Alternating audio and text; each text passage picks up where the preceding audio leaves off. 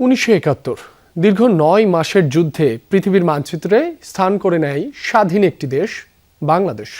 লাখো শহীদের রক্তের বিনিময়ে পাওয়া 71-এর মহান স্বাধীনতাকে স্মরণ করে 3 বছর আগে নড়াইলে রোপণ করা হয় 1971টি গাছ। সময়ের ব্যবধানে ছোট্ট চারাগুলো এখন বৃক্ষে পরিণত হয়েছে। তীব্র রোদে পথচারীদের দিচ্ছে শীতল ছায়া, সেই সাথে গোটা এলাকায় ছড়িয়েছে নির্মল সবুজের আবহ। সিলন টি রপ্তানিতে শীর্ষে। কোথাও ফুটেছে রঙিন ফুল, কোথাও ছড়াচ্ছে শীতল ছায়া। স্বস্তি খুঁজে নিচ্ছেন ক্লান্ত পথিক। নড়াইলের বড়দিয়া কালিয়া সড়কের দুপাশে চোখে পড়ে সবুজের এই দীর্ঘ সারি। মাথা উঁচু করে দাঁড়িয়ে বট, শিমুল, বকুল, কৃষ্ণচূড়া, অর্জুন সহ নানা প্রজাতির গাছ। পুরো এলাকায় ছড়িয়ে পড়েছে নির্মল সবুজের আবহ।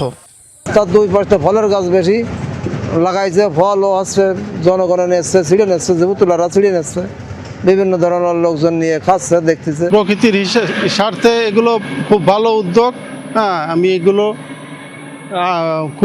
প্রশংসা করি। এখানে এসে যে শান্তিটা পাই, বাড়িতে এসি রুমে বসে বসে শান্তি পাওয়া যায় না।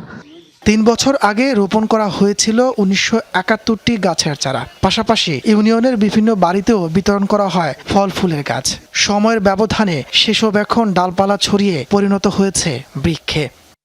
আম গাছ দিছিল, আমড়া গাছ দিছিল, অনেকগুলো ফুলের গাছ দিছিল, কিছু সময় নারকেল গাছও দিছিল। যে সেই ফলের গাছ, আম গাছ, যেটা 4 বছর আগে দিয়েছিল, গত 2 বছর যাবৎ ফল দিচ্ছে।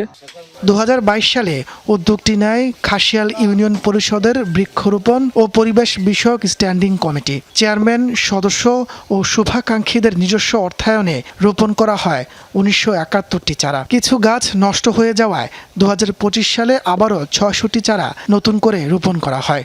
উদ্যোক্তারা বলছেন, নিয়মিত পরিচর্যার মাধ্যমেই টিকিয়ে রাখা হয়েছে সবুজ বিপ্লব।